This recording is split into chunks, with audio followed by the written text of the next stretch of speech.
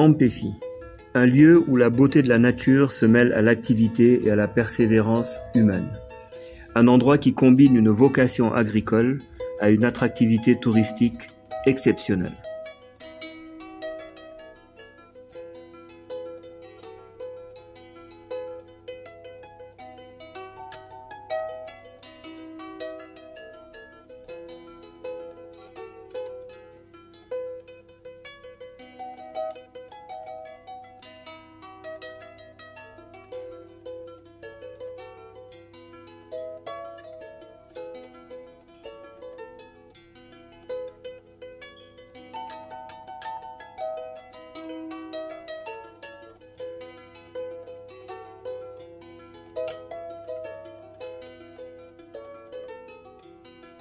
Du 20 au 22 juin, l'hôtel Fari d'Ampéfi a accueilli une formation unique. L'objectif était de renforcer les compétences des participants en matière d'évaluation des jeunes entreprises rurales.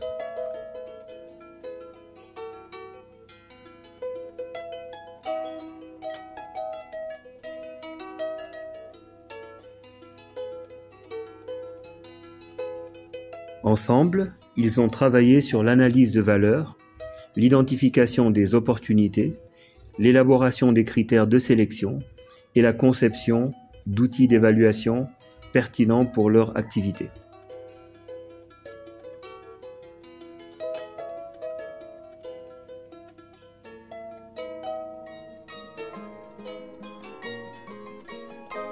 Des stratégies de changement d'échelle ont été discutées et des modalités de convocation, de préparation et d'animation des séances de validation ont été abordées amplement. L'importance du rôle des instances de délibération, leur enjeu a été examiné, soulignant l'éthique, l'impartialité et la responsabilité dans le processus de sélection, en faisant attention aux principes de bienveillance et de générosité. La satisfaction globale a été élevée avec des notes moyennes au-dessus de 90%. Les participants ont particulièrement apprécié les sessions interactives et les études de cas pratiques. Le formateur a félicité l'engagement et la participation active des participants, espérant que les connaissances acquises leur seront bénéfiques. 3 jours durant, nous avons échangé avec les participants à cette formation autour de sujets cruciaux pour le développement des régions dans lesquelles ils travaillent. Cette formation dédiée aux parties prenantes, celle des ministères sectoriels, celle des directions régionales, celle des business développeurs, celle des membres du Progermo, des staffs de ITA, a permis pendant 3 jours d'évoquer des sujets extrêmement importants, d'un enjeu primordial pour le développement des jeunes entreprises rurales dans les zones de Bongolave et de Amour-Magnan. Nous sommes arrivés à la fin de ce parcours. Je voulais remercier le coordinateur national du Progermo, ses équipes régionales, les coordinateurs régionaux, remercier ITA, les business développeurs de ITA, et remercier d'une manière spéciale le représentant résident de ITA pour avoir organisé de main de maître cette session de formation. Pour soutenir et promouvoir le développement des jeunes entreprises rurales. Écoutons à présent quelques participants à la formation partager leur expérience et ce qu'ils ont appris. Ao anatin'ny fampiroboroboana ny tontolo ambanivohitra, indrindra amin'iny midongy andrefana iny. Tafiditra tanteraka ihany koa amin'ny programan'asa ny governorat ny fampandrosoana izay iarahana miasa amin'ireo zera ao anatin'izay ataontsika hoe fanamafisana fahaiza-manao, fahalalana, haitao, traikefa, ahafahana miatrika sy mitarika an'ireo zera ireo mba tena hoe hisy fiatraikany azo tsapahin-tanana ao anatin'ny fiovam-piainana, fiovana toetra, fiovana toe-tsaina, fiovana fomba manao entina ahafahana mamokatra ary indrindra ahafahana manoro azy ireo moa zany ny tokony hatao. Hita fa nisy fiatraikany tsara tamin'ny tontolo ambanivohitra izay niasan'ny projet RMO ireo ataontsika hoe teknika naentina nahafahan'izy ireo niotra tamin'ny fiainana. Raha nisy ny fidinana ifotony nataonay tany amin'iny Amboropojy sy Mandrosinoro iny dia amin'ny taona izay tsy voaisa ny vokatra azo, ao ny voanjodonga, ao ny vary an-tanety, ao ny vary an-drano.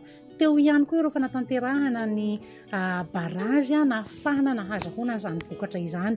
Nomena ihany koa ireo ataontsika hoe ampahatany ireo tanora ireo nahafahana natanteraka an'izany ka izay ataontsika hoe mesure d'accompagnement ary indrindra ny ahafahana manao an'izay renforcement de capacité izay no tena hoe tiana havohitra sy atsoahana amin'izao fiofanana atao aty ampefy izao.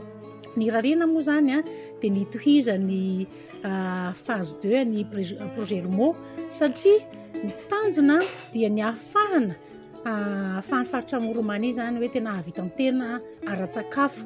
Ny olana dia mivoaka makany amin'iny faritry ny Menabe iny ny vokatra avy ao amin'io midongy andrefana io ka eo leo fanatanterahana ny lalana izay natao ny projet RMO avy eo ambady finandrahana amin'iny RN 35 iny mivoaka makany ajanjina zany ka raha vita tanteraka zany izay lalana izay atao anatin'ny phase 1 ity ary mbola azo atao tsara koa ny manohy an'izany amin'ny phase 2 dia mino sy matoky fa hahatratra ilay tanjona zany tsika hoe tokony hanondrana na voanjo io na vary na katsaka ny filana rehetrarehetra zany mety hoe ahafahana mamatsy any Madagasikara ny voanjo efa misy ny usine izay napetraky ny ministerany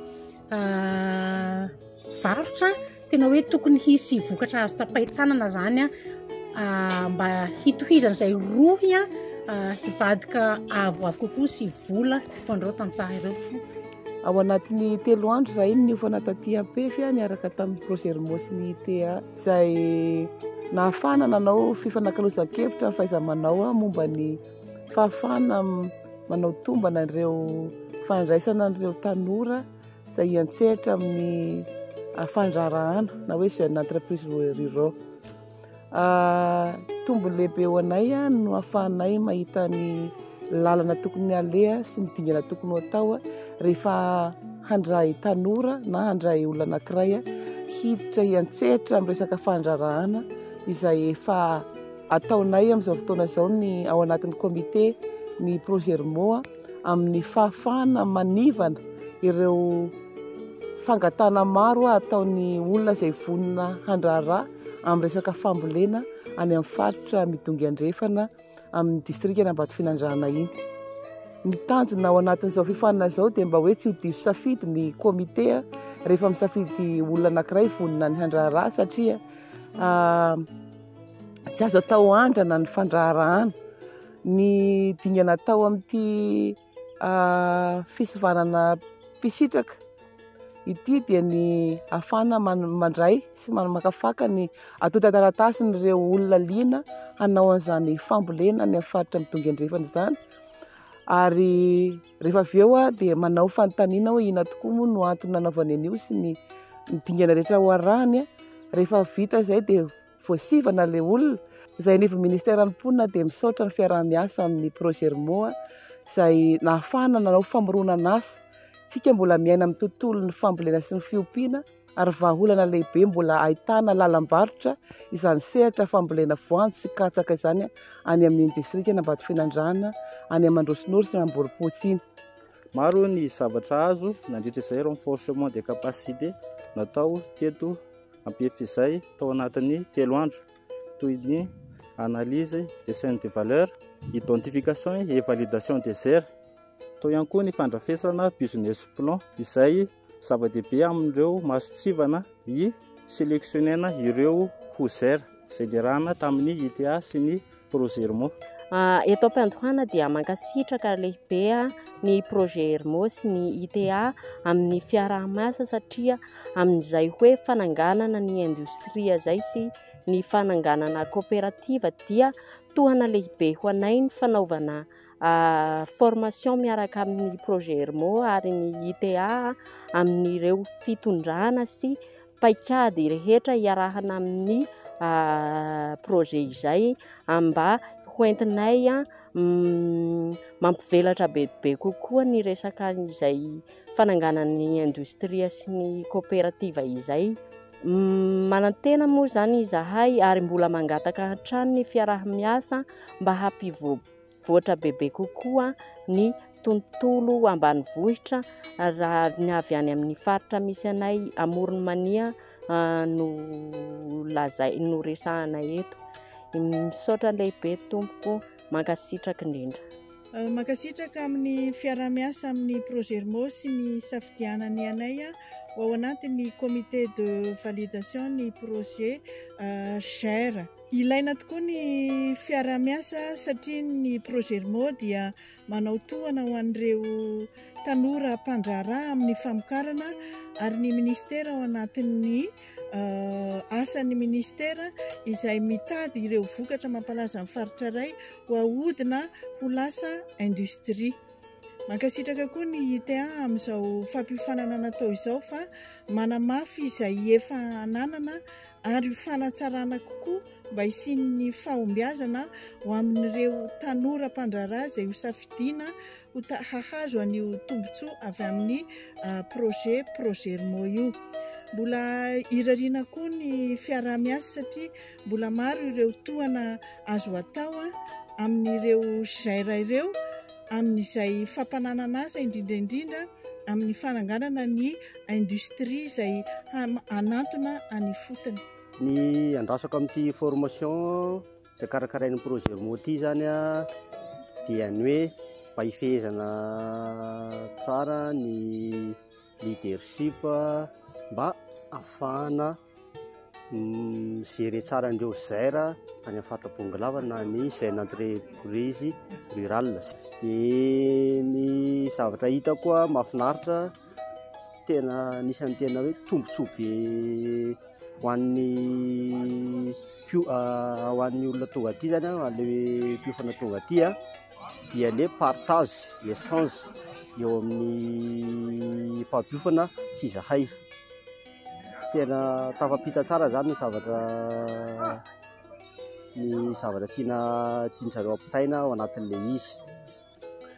Za zany amin'izao fiofanana izao dia manantena fa izaho aloha misy fiovana voalohany ary indrindra afaka ihany koa hitondra fanovana ho an'ny fiarahamonina ho an'ny firenena mba afaka anohana ireo tantsaha izay miantsehatra amin'ny fampandrosoana eny ifotony ary indrindra ihany koa zany mba hanatsara ny fiainan'ny mpiara-belonamitra.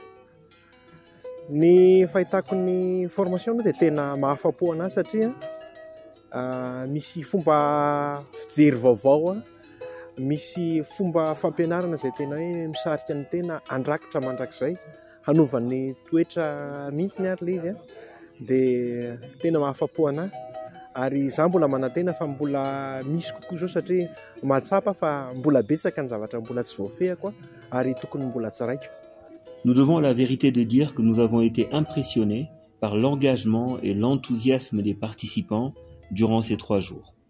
De nombreux sujets ont été couverts, depuis l'analyse de chaînes de valeur, l'identification des opportunités, la conception d'outils d'évaluation, ainsi que les modalités d'organisation des séances de validation des jeunes entreprises rurales distinguées dans le lot. Ce qui était particulièrement remarquable, c'est la volonté d'apprendre et de se perfectionner que chacun a montré. Les discussions étaient animées, les questions étaient perspicaces et la collaboration manifeste. À la fin, la note moyenne de satisfaction globale a été de plus de 90%, ce qui témoigne de l'impact positif de cette formation sur les participants en termes d'acquisition et de renforcement de capacités.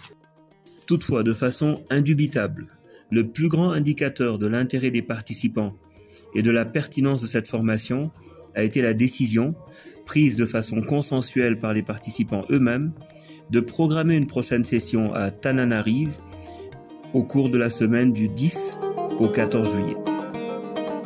Ils estiment que les compétences acquises lors de cette formation seront déterminantes pour les aider à accomplir leur mission régulière. C'est indubitablement la preuve la plus tangible de la réussite de cette session de formation.